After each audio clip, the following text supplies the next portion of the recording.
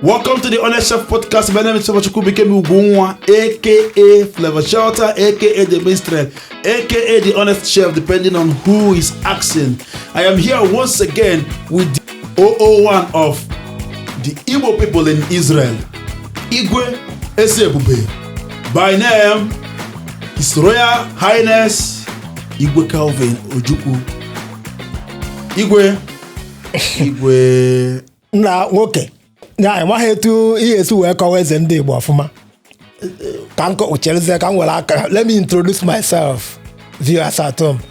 My names are Chief Oke Ikemba Ojukwu, eze ndị Igbo in Israel, the crown head of the Igbo community in Israel. Now you know. Igwe.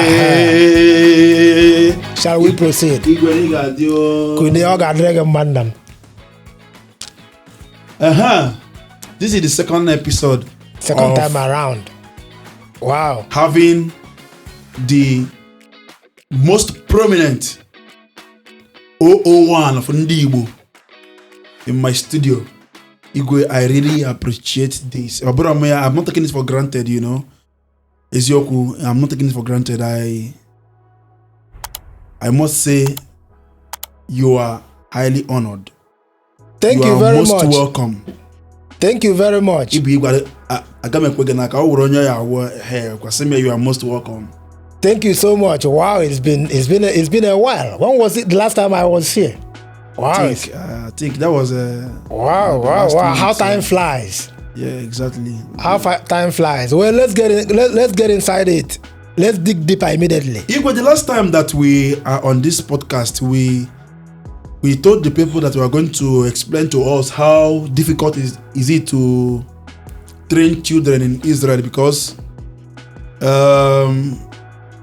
there are allegedly that some children are not respectful, and this is not about the Igbos, this is about the Africans in general. Allegedly that most of our children are not being raised well, and I've seen your children very respectful, and I've seen other children very respectful. So tell us, what is the secret? And again, we want to know the challenges as well. Well, wow, very nice question. You know, when here in Israel there are, different family dynamics. Like those of us that came from a different cultural environment, and then settling here, in a foreign country, there are different values when it comes to discipline. It's not like over there in Africa where you can, employ what is called corporal punishment. Just like if a child misbehaves, you can even teach her one or two behind the tusik or whatever. But here, there is a very, very strong emphasis on, talking with them, petting them, cuddling them, and all those, Depending on, certain family dynamics, it makes some of the children, to become disrespectful. Some of them are naughty. Some of them, they always expect you to negotiate with them. And in the school, they're always teaching them, seeing that some of us, the way we were brought up, who are you to talk back to your parents when they're talking to you? We don't talk back. You only talk when you're supposed to talk. You're supposed to be obedient. In Africa, disobedience and insubordination is not something that parents, view. We don't treat kids with kid gloves like that. But raising children in a completely different environment, it comes with the challenges. So all we try to do is to juggle those balls. We also learn how to sit down with them, dialogue with them, talk to them. Because normally they say that Africans, they like to shout. we raise our voice in order to stamp down our authority. Not like we like shouting. But the mode of raising children here, we adapted. You talk with them. Sometimes we time them out. Sometimes, if you don't do what I tell you to do, I'm going to take away your favorite toy, or you're not going to play in the computer. I'm not going to let you go outside to play with your friends. So when you begin to take away all those from them, they begin to obey. But the idea of trying to use physical force, it doesn't really work. It's really children, because doing that, even in the school, they even know the police number. Igwe, have you been to the prison before because of your children? No. But most people do. They've gone to prisons before because of their kids. Like from the kindergarten, children are being taught that they have their right. That nobody is supposed to shout on them. That nobody is supposed to beat them physically, So from the kindergarten, they are telling them all those. So when some of them come at home, maybe the child misbehaves and you tell him, stop that, this. Sometimes they go to school, the teacher or the guardian might even ask, so did your parents shout at you? Or maybe they observe that the child is kind of moody.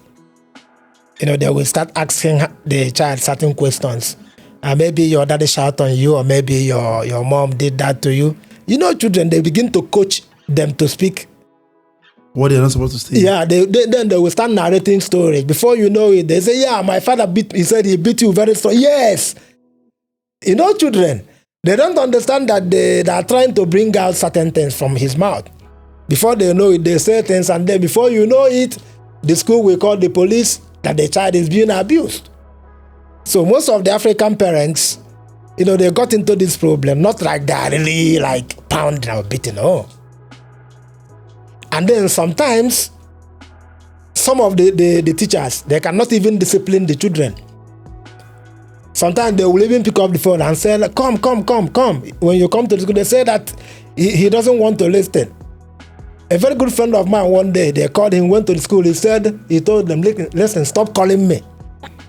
You are now calling me, what do you want me to do with him? If I will do anything, you will say that I'm beating him. I don't know. He's a student here, so deal with it. He's in your custody. Yes, deal with it. So they will say, okay, I will do my part, you will do your part. Okay. Sometimes they will go to counseling, where you and the children and the school, everybody will then they know what is the problem. To find the dynamics of the child. And then like these things. But personally, I would say that I'm lucky. My children are kind of cool-headed. Yes, so, honestly, and they are kind. Yeah. Honestly, because I met the other one, the big one. I think what's his name again? Dayan. Yes. I met him during the day we had the Independent Day. We were playing basketball together. Yeah. So he was very kind, and the way he speaks with respect. He was teaching me how to play basketball, because I don't know anything about basketball.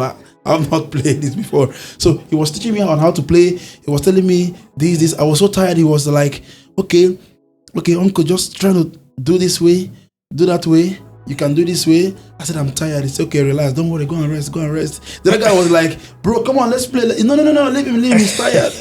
It's very respectful, Very respectful. So, in Hebrew, they say Kola Kavod. Kola Kavod. Well, we don't take all the credits. We thank God. Yeah. We thank God. Honestly, coming from a family, your children and they are half caste. Yeah, my wife is. If you met my wife, yes, she's on a very quiet side anyway. Honestly, she's not the talking type.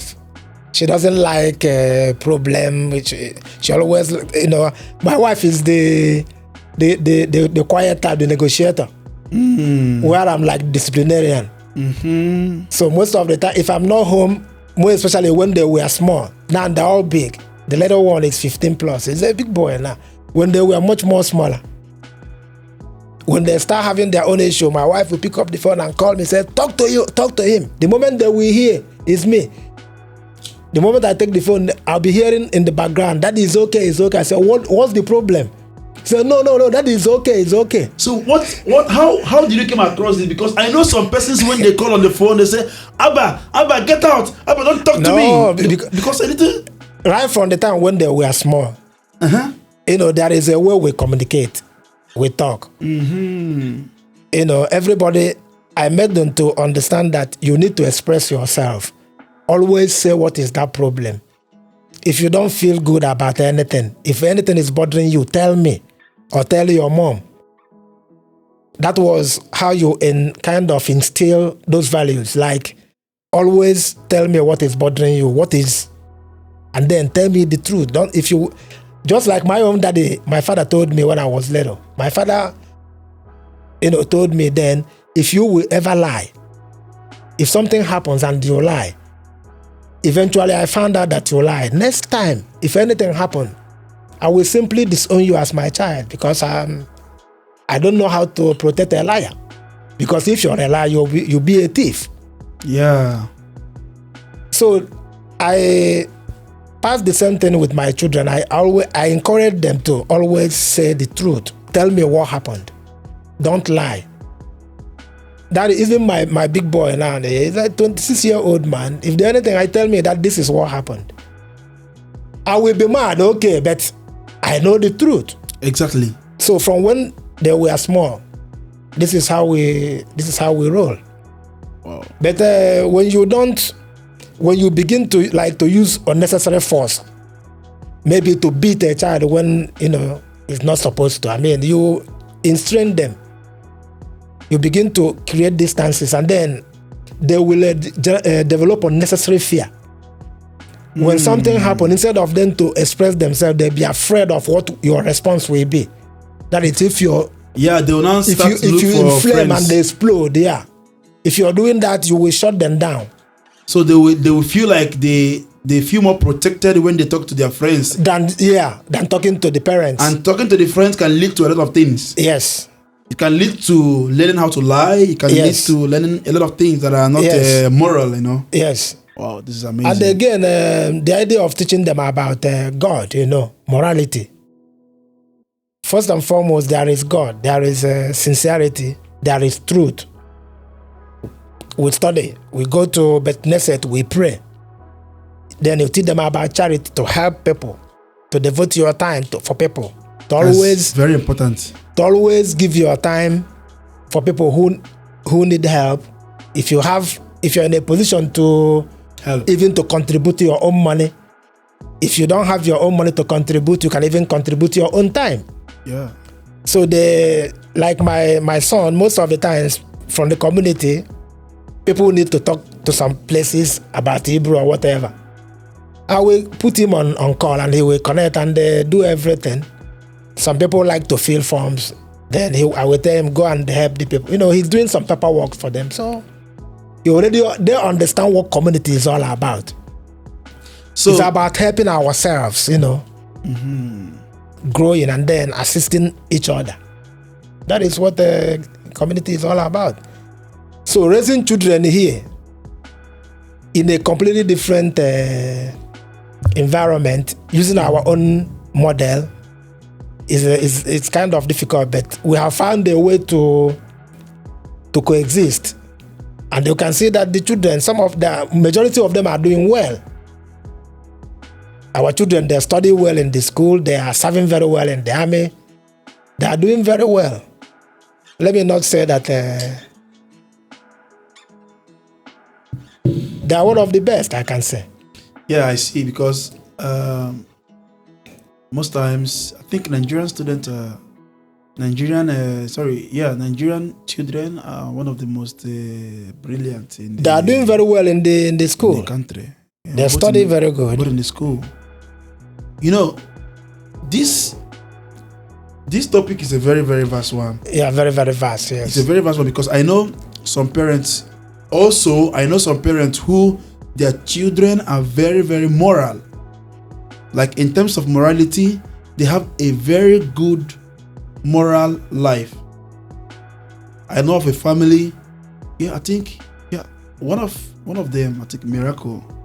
It's a very, very nice guy. If you see him, no miracle. Duru. Of course. I know the family. He's an example. Yeah. They're a very good family. I know Jude Duru. He's a very good man. The wife also. Virtuous woman. Yeah, we have very good boys. Miracle was in the army also. Yes, exactly. Yeah, very good boys. Very good family too. So it's a